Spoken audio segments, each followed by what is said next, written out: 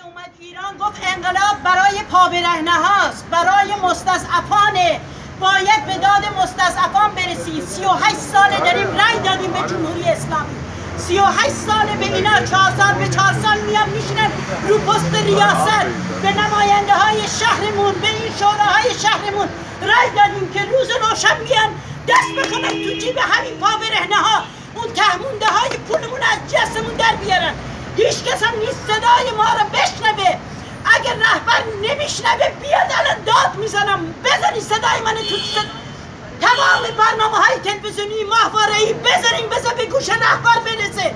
رهبر تو نماینده امامی، تو جانشین امامی، بیا ببین نماینده ها، بیا ببین کسایی که تو مجلس تو نشستن، بیا ببین چطوری دارن جیب مردم خالی میکنن، بیا ببین چه بلایی داره سر ملت که میاد، سر همین پابرهنه ها.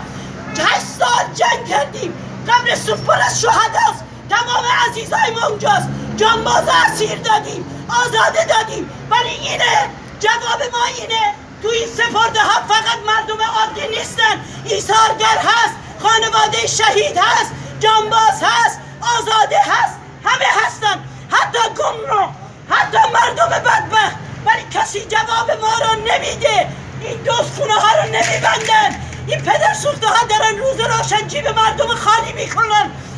بر پدرشون لعنت. رهبر انقلاب بیا به داد مردم برس، به کی دادمونو بگی؟